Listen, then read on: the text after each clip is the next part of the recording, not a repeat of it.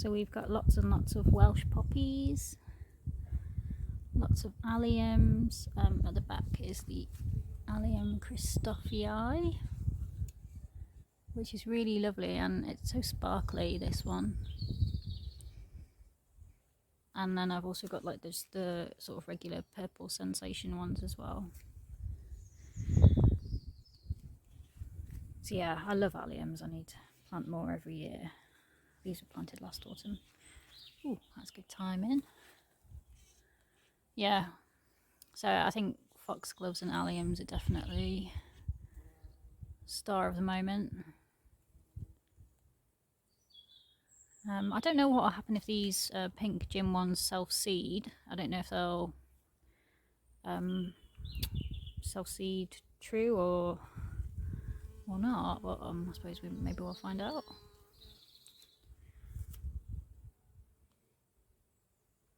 Yeah, it's really buzzing with bees at the moment.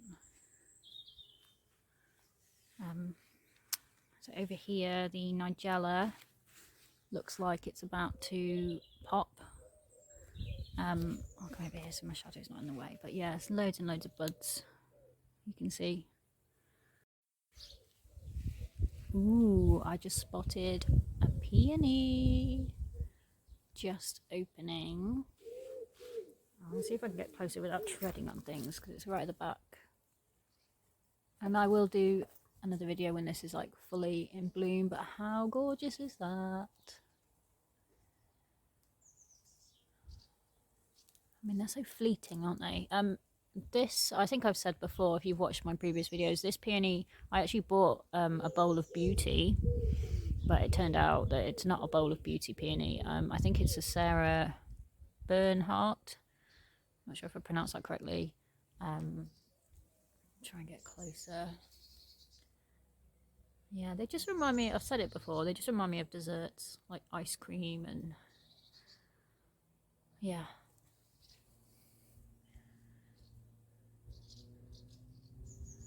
Yeah, it's lovely. And this is, I think it's probably about 4 years old now, this one. And it's growing right next to a eucalyptus, so it just shows how robust peonies are, really, because a lot of plants wouldn't like to be that close to a eucalyptus. But yeah, it's doing well. Oh, and I also spotted, trying to not get a shadow, a Nigella. Let's see if we can get closer. It's a white one. Yep, that is beautiful. And these Nigellas have done so well. That's not one that I sowed, actually. That must be a self-sown one, because the ones that I sowed were more of a inky blue colour. Yeah. Everything is just coming along so quickly now. So here's my Just Jerry Rose. And this struggled a bit last year, and I think it was because it was a bit overcrowded, possibly. Also, the soil isn't brilliant here, but I have mulched it with some manure. And yeah, it's gorgeous. Love that colour. And I've also spotted some buds on my Queen of Sweden. I've got 3 Queen of Swedens. Oh, there's one. And there's another one here. This one does struggle here, actually, and I think it is a little bit shaded. It's a bit in the shade at the moment, actually. Yeah, but I really like this rose. When I love the colour when it first opens, because it's very peachy. Now I'm quite fond of my peachy roses. It becomes more pink as it opens. And then this stunner at the back is the Simple Life rose. This was the first one, rose to open. And this is a climbing rose. You can see I've tied it in there. I thought it would be nice if it sort of went over the wall and tumbled over, but hopefully I'll do that at some point. Oh yeah, there's another Queen of Sweden that I can see. I don't think I can get to it. It's amazing how this border's filled out. If you watched my previous videos, and it just looked like so many gaps of bare soil, and now it's just, yeah, full. But I can see another Queen of Sweden rose. And I will be cutting some of these Queen of Sweden roses for the vase as well. Try and get closer if I can. Oh, it's just so gorgeous. I do think the roses might be my favourite thing. I mean, these pink gin foxgloves are pretty awesome too. And I think they all work so nicely. Like foxgloves and roses are such good good companions, especially if you like that sort of cottage garden border vibe. Yeah. And down here we've got some more geraniums. Pinky geraniums, don't know the name of those, and Geranium Brookside is the blue one, which the bees seem to really like. I think it's definitely true that bees like blue and like violet-y coloured flowers, because I definitely do notice the bees on those a lot. Like the alliums too, I've noticed a lot of bees on the alliums.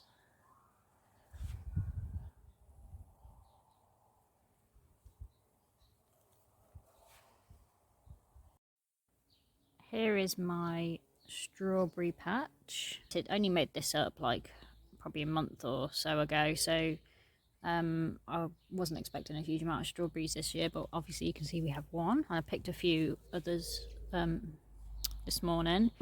I think we might still get a few more because I can see flowers and a few little ones forming.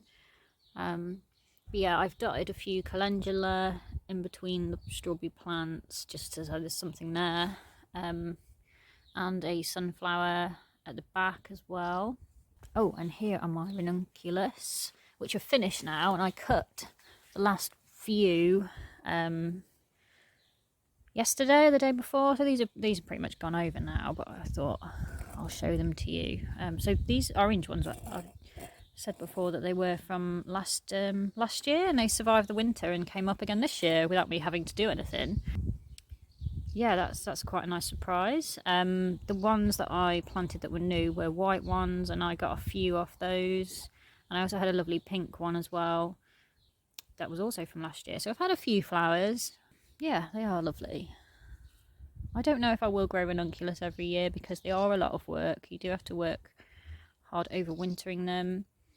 And I think I might try a different crop in here. I do have dahlias in here now that are just coming up. These are all old dahlias, they're not ones that I've bought. I think some of them are quite a few years old actually, and they seem to come back every year. That big bunch of raspberry canes I pulled out yesterday, they were ones that had spread. They're just sitting in a bucket of water until I decide what to do with them. I think I'm going to give most of them away. So yeah, they were the ones that had crept into this bed, and I finally pulled them out yesterday, and that bed was clear.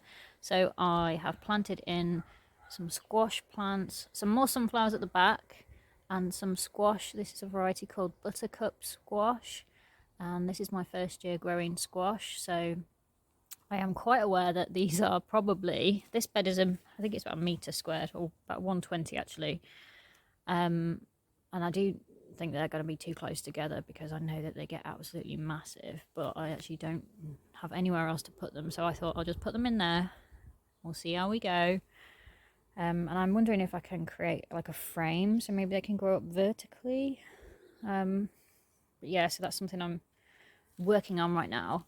And in the middle I planted a few beetroot plants that I have grown as well.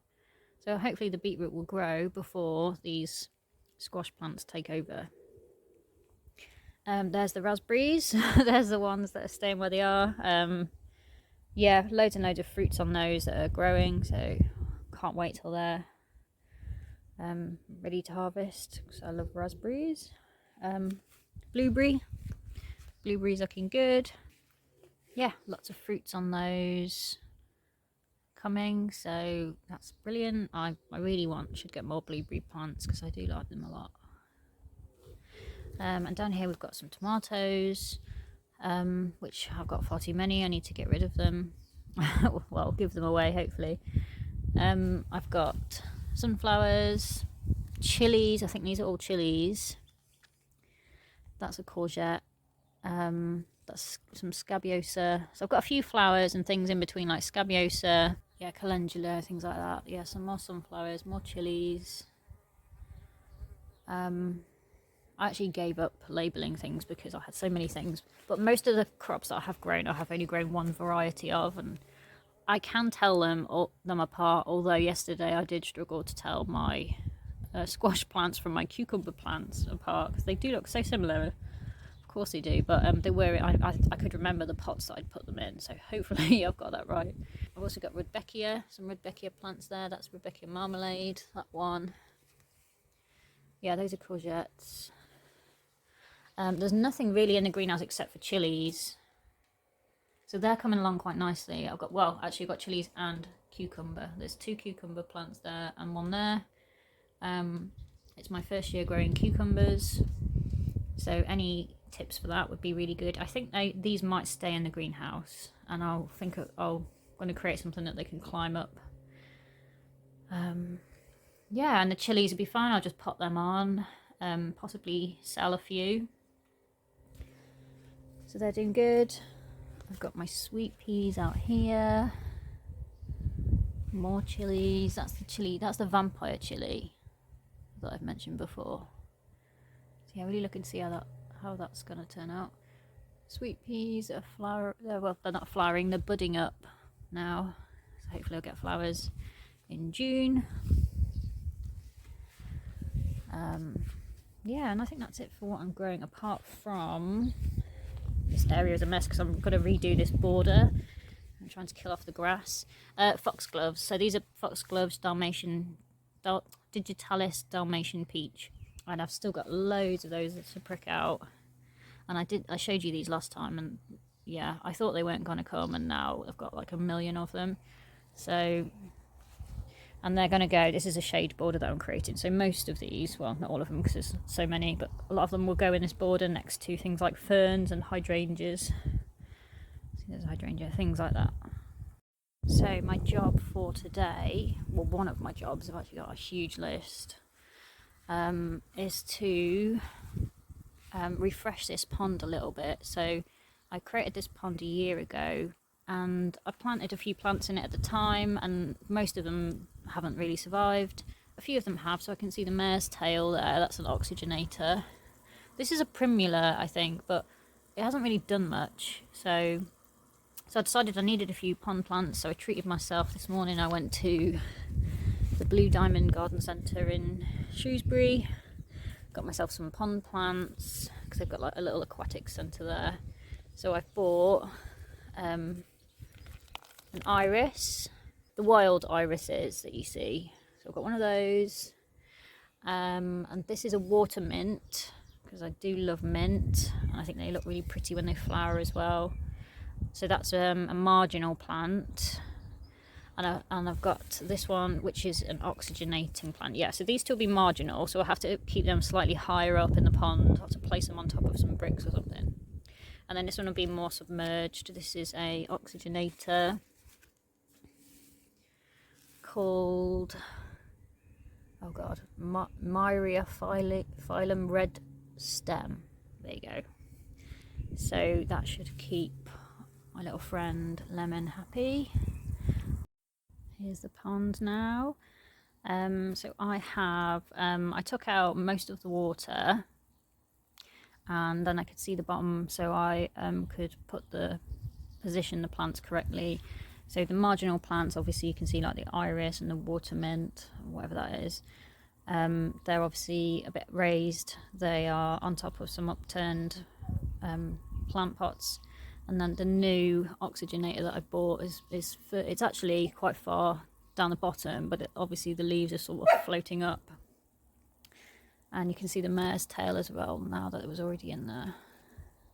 But yeah, I think Lemon's a bit happier now, and it definitely looks a bit better. So I'm really pleased I did that. This Clematis that's in flower now is a variety called Koreana Amber. Hope I pronounced that correctly. And I think I bought it because I went through a phase of like being really into Clematis, and I was researching Clematis that could grow in shade because this part of this patio area is part shade, but part to mostly shade, I'd say. So I wanted a clematis that would work in shade, and apparently this one will. Apparently it will actually work well in any position. So it's been in quite deep shade, and there's not many clematis that are this colour. So yeah, I do like it though. And I can't remember what the sort of group of clematis this belongs to, but it's the one that usually has like the bell-shaped sort of, the bell-shaped facing downwards flowers. There's not a huge amount on there at the moment, but there's quite a few buds up as well coming, so hopefully we'll get some more. And apparently it has 2 flushes. It has one like about now, sort of May, June time, and then it has another one in like September time as well. And I think it looks quite nice in this sort of shady area next to my Acer and ferns and other shady things.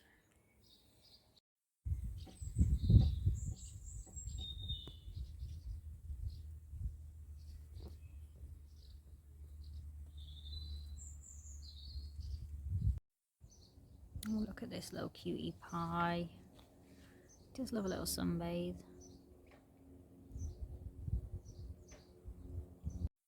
Over here I've got, in this little corner, I've got a few more of the pink gin foxgloves, which are always a welcome sight. Excuse my bin.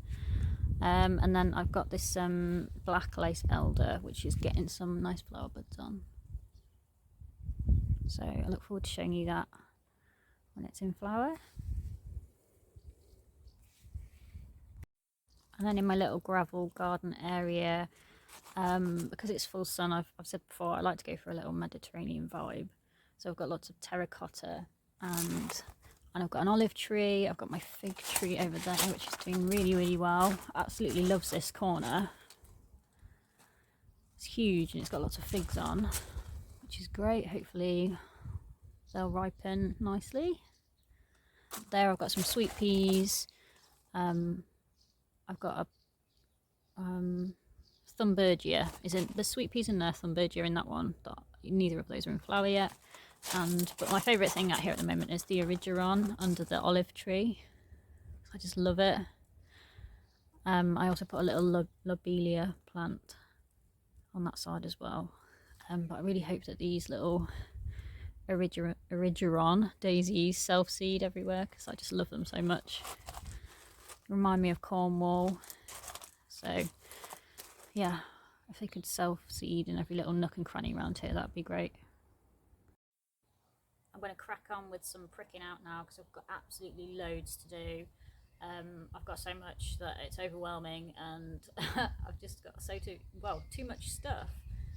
Too many seedlings. I've got all of these. These have been under the grow lights for too long. I've got courgettes here. I've got some zinnias. I've never successfully grown zinnias before, and I'm still not sure that I'm going to do it now. I've got some dahlia seedlings as well, and I've got cucamelon seedlings as well. So I'm going to crack on. That needs doing urgently, and then I think I'm going to pot up.